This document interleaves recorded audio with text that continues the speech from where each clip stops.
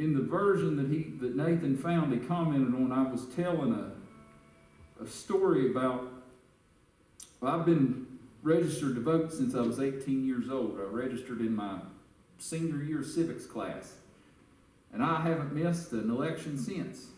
But every time I go to the polling place down here at Ashford Rumble Elementary School, I mean, typically the person working the poll is somebody that's known me just about my whole life. You still got to find my name in the book. And for whatever reason, I mean, my whole family's registered to vote, and, you know, they got it arranged by alphabetical order. Mom, Dad, Jenna, Whitney, they're all like on the same page. When I show up and, you know, go to the front desk there before I can get my ballot, I see Zack Harold, and they'll turn to the H's and they'll flip through, and there's Richard, and there's Tammy, and there's Jenna, and there's Whitney. My name is nowhere to be found. For whatever reason, it's located like 1 or 2 pages behind everybody. And I don't know how that happened. Maybe it's the Z in my first name. Maybe that's what it was. But without fail, I have to stand there for a couple minutes while they flip back and forth. And I'll be honest, there's been a few times when I'm kind of worried I got kicked off the voter rolls since the last time I was there. But as I testified that Sunday when we sang that song, when I was 12 years old, I prayed that God would forgive me and come into my heart, and it was in that very moment my name was recorded in the Lamb's Book of Life. Yeah. And the book of Revelation tells us that John was there when they were going to crack the seals open of it, and they found nobody worthy in heaven or in earth to open the seals of it and to look inside, until they found that Lion of the tribe of Judah, the Lamb that had been slain since the foundation of the world. He was worthy to open the book.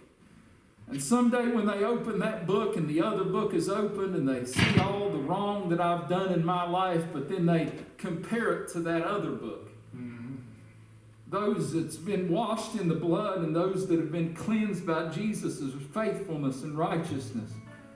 I don't think God's going to have to flip back and forth and say, I don't know. Let me look a little bit harder. I can't find it. I believe He'll turn right to the page. He'll know right where it's at, written in blood. So even though we've lost so many that we've loved through the last year, as this song says, their names are not lost. Their names are not. It's not like these. You go to old cemeteries and you walk through the old parts of some cemeteries and you see how those stones where people's names had been engraved so many years ago, the years and the weather and time has washed it away, has, even though it was graved in a rock, it's almost illegible. There are graves out here in the graveyard behind the church that we can't even read. They're so old. No older than this church or that graveyard is. There's graves. We don't know who's buried out there. We don't know what the name is. Oh, but our names, when they're written in the Lamb's Book of Life, will not be lost. They'll not be overlooked. They've been engraved by the very hand of God in the blood of His only Son. Yeah. To be well known of men, I may not ever be. I know my name will not go down in history.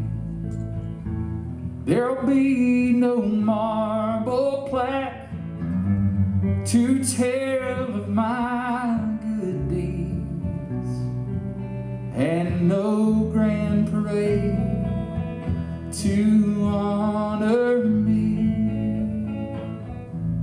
But there's a record book, my name is written in. It was recorded there when I was born again, and no one can blot it out. It's there forevermore. It's in that